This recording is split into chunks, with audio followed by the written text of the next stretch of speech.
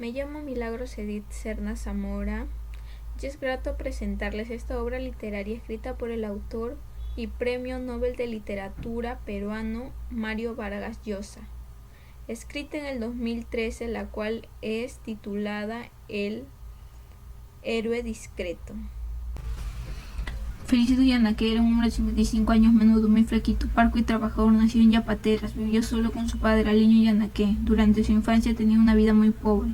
Recuerda a su padre como alguien poco cariñoso. Ahora es dueño de una empresa de transporte en Piura, llamada Nariguala. Vivía en el centro de Piura, en la calle Arequipa. Su oficina se encuentra en la avenida Sánchez Cerro, al cual iba de lunes a sábado después de cumplir con su rutinaria mañana. En una mañana normal, en la puerta de su casa se le puso una carta firmada con la imagen de una araña, en donde se le pide una suma de $500 al mes, que sería el monto correspondiente por proteger a su familia y a su negocio. Quedó perplejo en un primer momento por esa extorsión. Decide resolutamente que no iba a dar ni $1 a esos bandidos. De esa forma respetaría la única herencia que le dio su padre antes de su muerte. Felicito decide acudir esa misma mañana a la comisaría, llevando consigo la carta.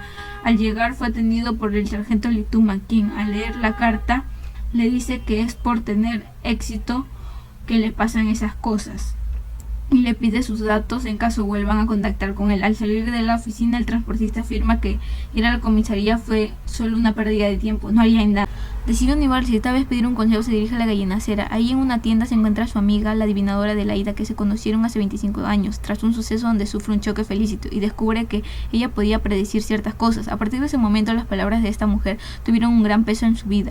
Cuando le mostró la carta de Adelaida, esta le dijo que debe hacer caso a lo que le pedía, o si no estaría exponiendo a él y a su familia, pero Felicito se negó rotundamente, asegurando que un hombre jamás se debe dejar pisotear por nadie en la vida. La segunda carta de la arañita la recibió un viernes por la tarde en la casa de su amada Mabel. Esta casa se le fue dada por él mismo hace 8 años, luego de haberse quedado enamorada de esa joven mujer que conoció en un partido de fútbol. Decidió estar con ella pese a saber que era una cortesana. Durante los primeros 3 meses la complacía en todo momento, hasta que por fin estuvo con ella. Si bien es cierto que su relación se enfrió, nunca dejó de visitarle todos los viernes. Era la única mujer que quería, a diferencia de su esposa, Gertrudis. Esa tarde conversó con Mabel sobre la carta, comentándole que no cederá ante las amenazas. Cuando pasa a retirarse es que se encuentra la carta. Raudamente se dirige a la comisaría. Los policías, al verlo, notaron que estaba agitado e irritado. En ese momento Felicito exigió una explicación. ¿Cómo sabían esos bandidos de la denuncia? A lo que el capitán le dice que pudo haber sido una persona cercana a él o alguien de la comisaría, ya que seguro eso es lo que piensa usted. El transportista sentía más cólera por ellos que por los bandidos. Tan solo se preguntaba qué mal había hecho. El capitán Silva le asegura que son novatos, las cosas van por buen camino. En la noche no podía dormir tranquilamente, lo asaltaban temores, se sentía impotente frente a lo que ocurría. Al día siguiente, muy temprano, le dicen que su oficina se estaba quemando. Días después del incendio, Felicito publicó un aviso en El Tiempo, en donde se negaba a pagar el monto. La gente lo felicitaba por ser un hombre temerario. Por otro lado, la policía cuestionaba lo que hizo. De cualquier modo, el incendio hizo que el capitán y el sargento estén dispuestos a resolver el caso. A partir de ese momento, comenzaron a interrogar a todos los choferes y empleados de la empresa Nariguala, incluidos Miguel y Tiburcio. Acto seguido, sus hijos le pidieron que los acompañe al restaurante del Hotel Oro Verde para poder conversar sobre el aviso que publicó. Ambos le aconsejaron que tenga un guardaespaldas, pero Felicito se negó porque si lo hacía, le estaría demostrando a los extorsionadores que les tenía miedo. Durante su conversación, el transportista, al mirarlos, pensaba en lo parecido que era Tiburcio con él, a diferencia de su hijo mayor Miguel, quien además de ser buen mozo tenía aires de pituco, y por eso le obligó a realizar servicio militar por 1 año. La tercera carta de la arañita llegó mucho después. Al leerla se entera que le habían dado 14 días para el pago, sino que se tengan las consecuencias. Esto le originó al transportista cólera, odio. Luego de calmarse va a la comisaría y sin decir nada les muestra la carta. El capitán Silva asegura que todo sigue su curso. Han descartado a 3 posibles bandas de extorsionadores y demás de una posible pista. En una mañana en que el sargento Lituma y el capitán Silva, luego de haber sido regañados por el coronel Ríos Pardo, ya que el caso de la extorsión había llegado a la prensa de Lima y se cuestionaba a la policía por su labor, se dispusieron a analizar detalladamente todo lo recopilado. Sabiendo esto, el sargento Lituma tuvo una sospecha del posible culpable. Con duda se le comenta al capitán, era Josefino Rojas, el posible extorsionador, ya que cuando era joven le recuerda siempre que estaba garabateando dibujos, pero no está seguro que dibuje arañas. Por ello el capitán Silva le pide que lo encuentre. En esa misma noche Lituma estaba seguro que no era Josefino quien dibujaba arañitas, pero aún así se enrumbó al día siguiente a encontrarlo. Esa misma mañana se encuentra con su primo José, conversaron un rato y en eso preguntó el sargento sobre Josefino, a lo que su primo le dice no saber nada. También cuando comentó sobre Felicito, su primo dijo conocerlo y admirarlo por la valentía que tuvo al responderle a los extorsionadores.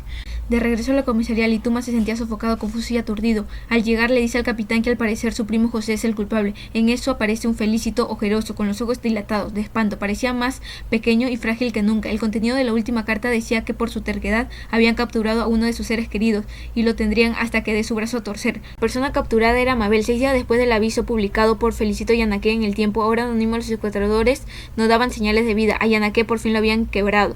Para que publicara el aviso al capitán no le resultó fácil. Le había tomado varias horas convencerlo, y es que Felicito se negaba a faltarle el respeto a la memoria de su padre. Aún así signifique la muerte de Mabel. El capitán le insistió que solo era una finta y que no traicionaría a su padre, cediendo de esa forma el empresario. En esos días Lituma se reunió con sus primos José y el Mono. A raíz de esa conversación es que se descartará que José sea el extorsionador, y en ese momento llama a Felicito.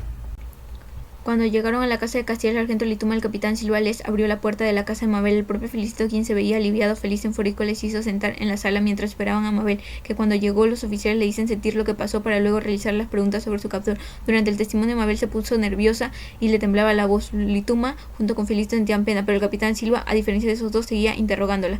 Trataba que ella fuera capaz de recordar pequeños detalles sobre su raptor. Al concluir, el capitán le dice que nada malo le pasará y que tendrá protección 24 horas. Ya de regreso, el capitán Silva se mostraba muy satisfecho e invitaba al sargento Lituma y al chalán para poder festejar que había resuelto casi todo el caso, ya que Mabel en su declaración sola se contradecía que ella no tuvo secuestrada, sino que era cómplice de los chantajistas. Días después llegaron los oficiales a la casa de Mabel. Estaba sorprendida y nerviosa al ver que el capitán insistía. Mabel pidió que fuera directo, por lo tanto el capitán dijo que ella sabía todo, que ella era cómplice y que si se entregaba los cargos eran mínimos. Miguel no sabe que nosotros sabemos. Usted, en su lugar de decírselo, seguirá ocultándolo como si esta conversación nunca hubiera ocurrido. Fue lo que le dijeron y se fueron, no sin antes agregar que hasta el día de mañana le daban plazo para tomar la decisión. Todas las noches se pasó cavilando, estaba asustada y el día siguiente ya había tomado una decisión. La Sandra le pregunta qué le estaba pasando a Felicito, quien no se veía bien desde que llegó. Recordaba todo antes de llegar a esa tiendita llena de penumbra que lograba calmarlo. Desde que lo citaron de inmediato a ir a la comisaría sabía que algo andaba mal. Cuando llegó el capitán Silva le cuenta que el caso está resuelto, pero lo miraban sin alegría, afligido más bien.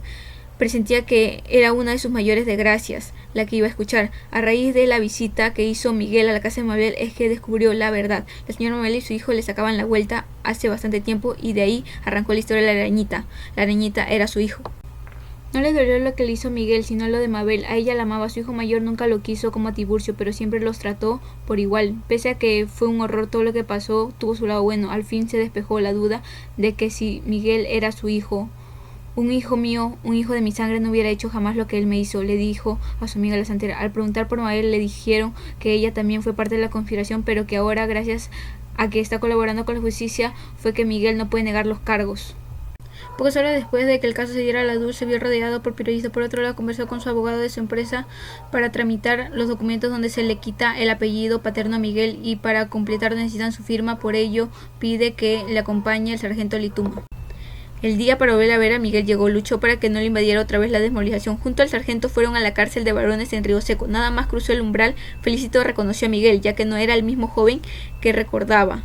Había perdido el ímpetu hasta el deseo de vivir, porque estaba derrotado. Felicito lo miró a los ojos fijamente y le dijo que nunca lo perdonará, que todo este tiempo sus dudas de que fuera su hijo se lo tragó por miedo a herir sus sentimientos. Dice que nunca más lo verá. Si desea salir sin cargos, debe firmar los papeles de cambio de identidad, pero también debe salir de Piura. En caso contrario, no le dejará salir fácilmente. Se despidió del sargento y se enrumbó a casa de Mabel. Cuando llegó no se encontraba, así que decide esperarle. Cuando Mabel llega, piensa salir corriendo, pero él le dice que vino en son de paz. Tenemos asuntos que arreglar, como sabes. Comenzó hablando sobre la casa, luego del banco, y por último le cuenta que piensa dejar salir a Miguel de la cárcel si firma los papeles que le dejó. Ella, asustada, llora al pensar que la va a matar por venganza. Dice sentir odio por Miguel y que quiere mucho a Felicito, pero al oír esto, suelta una risa burlona. Si queriendo me hiciste lo que sabemos, ¿qué hubieras hecho si me hubieras odiado, Mabel? En un último intento de quedar bien, le pide ser amigos, pero Felicito se niega rotundamente y se va pensando que nunca más la volverá a ver.